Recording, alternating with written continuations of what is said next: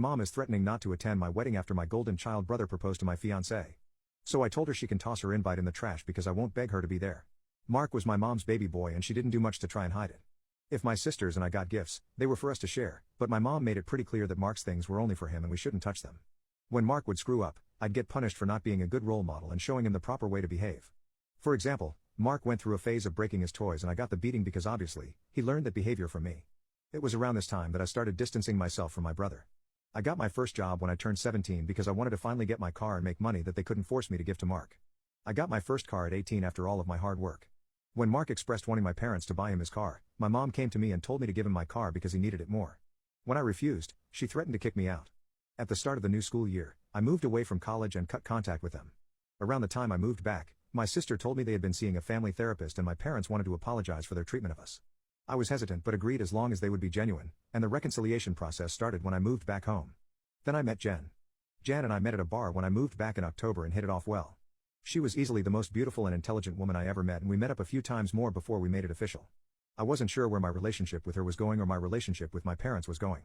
Mostly, I didn't want to mention my family because I was ready to cut contact again if needed.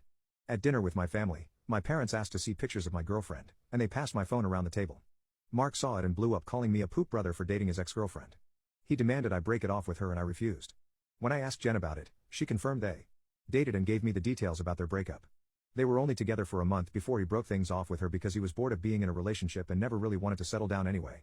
On Jen's birthday this year, I took her to a fancy dinner with our families and her closest friends to ask her to marry me. Mark flipped again and blew up about me proposing to her, which my sisters and I immediately shut down.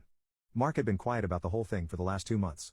I didn't see him much and figured he was in low contact with me, which I had no problem with. Then he invited me and Jen for a family dinner at his apartment with my parents and sisters. I thought it was weird but my parents and sisters were also going so we agreed to go. The dinner was nice, nothing too fancy, and we moved to the living room to talk. About 30 minutes into normal conversation Mark stood up and told us he had an announcement. He made a long speech about being happy to have his family around for his big moment, then got on one knee and pulled out this cheap ring while asking Jen to marry him.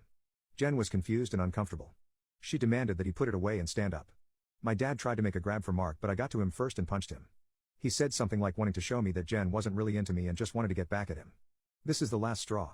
Jan and I went home and decided to uninvite Mark. A few days later, my mom stopped by my house and said she wanted to discuss my wedding. She asked me why I was so adamant about Mark not coming. She said that I shouldn't be so insecure about Mark and Jen's previous relationship and that uninviting him, as he said that if I weren't going to re-invite Mark then she would not be coming either because I'm ostracizing her son.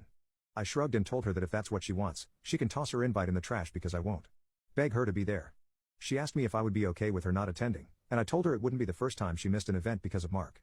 She said I was being an off for throwing her past mistakes in her face and she stormed out. About 2 weeks after she decided not to attend the wedding, she stopped by and said she wanted to clear the air and talk about everything. She said she couldn't get over me not inviting her because of a simple mistake. I reminded her that his simple mistake was proposing to my fiancé with me sitting less than 3 feet away from him and she said it was just a joke. Things got pretty heated up and we were having a screaming match.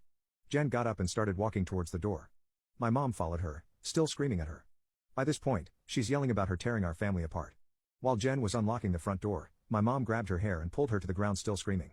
She hit her and tried to claw her face and I dragged her off of her and threw her outside. She banged on the door for a few minutes while I made sure Jen was okay before she left and called the both of us repeatedly. When I was sure Jen was okay I texted my mom and told her not to bother reaching out again because we'd never speak to her again even though Jen doesn't want to pursue anything. It's not up to us to decide whether it goes further but they would keep our preference in mind. After that, I was shocked when my mom tried to corner me leaving my job, and screamed at me about trying to ruin her life. She kept screaming that I was an awful son for trying to get her arrested over a small misunderstanding and she didn't understand what she'd done to deserve being punished like this. I told her that she shouldn't have hit Jen if she didn't like being in legal trouble. She demanded that I tell the police to forget the report, which I refused. I told her what the officer said about it being out of my hands. I also told her that I would never forgive her for what she did to Jen and what she did to me and my sisters growing up. She started to say how I should move on like my sisters, but I cut her off and told her that she should take their forgiveness and move on because she would never receive it from me.